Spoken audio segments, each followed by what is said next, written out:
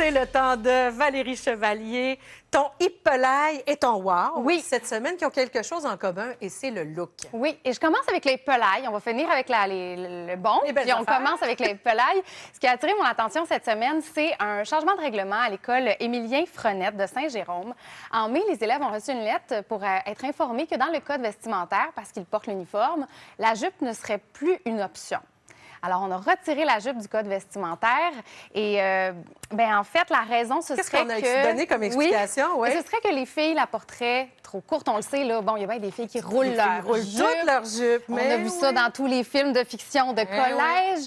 Mais c'est quand même dérangeant pour moi, l'idée d'enrayer complètement la jupe, parce que je trouve qu'on va aller un peu sous le tapis un problème qu'on pourrait réfléchir, on pourrait penser à des solutions, régler. Si c'est trop sexy, moi, je me dis, pourquoi pas une jupe culotte? Hein, on va régler le problème. Mais d'enrayer complètement la jupe, moi, ça me dérange un peu.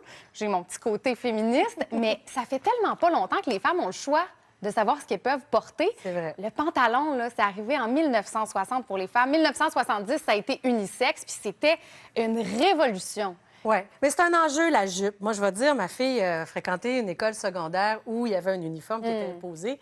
Ça donnait une belle discussion. C'est-à-dire que je voyais, moi, dans l'uniforme, comme parent, un code. Quand dans la vie, il y a des moments où tu dois te vêtir pour certaines occasions. Aller à l'école, c'est une occasion où tu dois bien te vêtir. Mais tu sais ce qu'elles font, les filles, avec les jupes? Souvent, il y a un caleçon qui est intégré. Elles le coupent.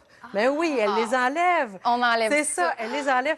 Puis là où la discussion est intéressante avec mon ado, c'était encore se faire dire, si tu roules ta jupe, les gars te regardent. Oui.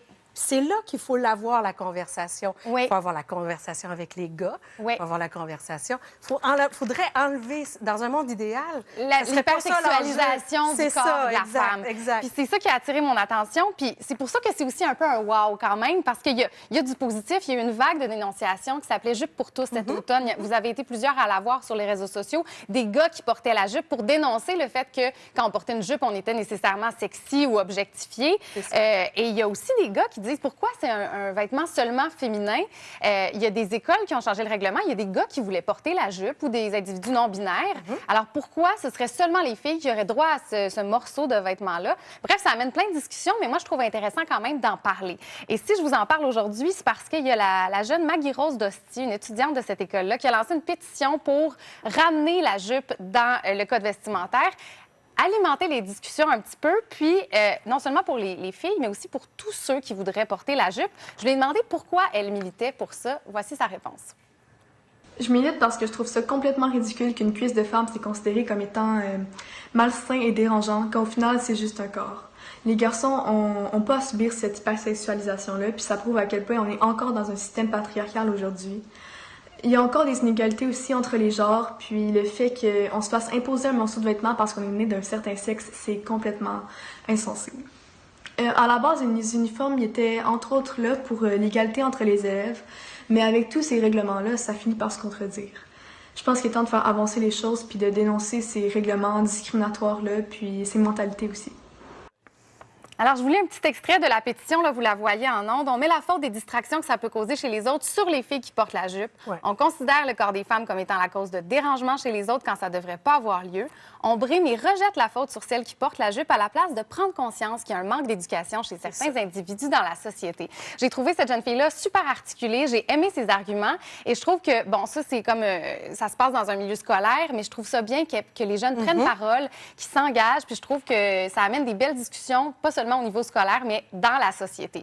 Alors, hippelail pour l'obsolescence de certains règlements qui évoluent peut-être moins vite que les mentalités ou la société. Puis la jupe, c'est un vêtement qu'on commence à voir sur des passerelles de mode là, pour des gars. Là, ben entre oui, autres, là. Et justement, on a la couverture de la dernière édition de Vogue où c'est Harry Styles, le chanteur international, qui porte la robe.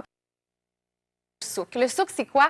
Depuis 2003, c'est un événement où on retrouve le travail de designers du Québec. Ça va de décoration, de meubles, on a de la céramique, des produits culinaires, des objets de tous les jours, mais designés différemment, qui rendent ça plus agréable, plus esthétique. Vous voyez le site Internet en ligne. Cette année, l'édition a été transformée, 100% virtuelle. Donc, c'est leur 17e année. Donc, du 17 novembre au 17 décembre, vous pouvez voir tout le catalogue disponible du souk sur le site Internet. Découvrir l'histoire des designers aussi derrière les objets. On aime ça savoir à qui on achète, à qui on a affaire. Donc, vous allez pouvoir découvrir tout ça. Et le visuel est vraiment magnifique. Bon, c'est à la hauteur du visuel des objets, mais le site Internet est magnifique. Ça vaut le coup d'y aller. Coup de théâtre, finalement. Il y a un événement souk. On doit prendre rendez-vous, par contre. Oui. C'est un Réserver appartement, sa place, oui, ça se appartement passe bien. boutique où on peut aller prendre rendez-vous. Sur le site aussi, vous pouvez aller vous inscrire pour avoir accès à des conférences, des rencontres avec les designers. Donc, c'est une version réinventée du souk en temps de pandémie, mais je pense que c'est vraiment une belle initiative, une belle idée. Puis ça vaut le coup là, de prendre un petit temps pour aller consulter ça. Puis justement, ben Noël s'en vient, encourager Québécois. Là, je t'écoutais, mais en Oui. même temps, je regardais sur la Écoute, table. mais il y a la lampe ici, Ben le oui. designer, garde-balai porte-poussière aimanté. Tu sais, c'est pas un bel objet, ça, à la base, là, mais ici, là, mon Dieu, ça me donne le goût de faire du ménage. C'est pratique en plus. Vraiment. Et je veux absolument te parler de ces produits-là ici.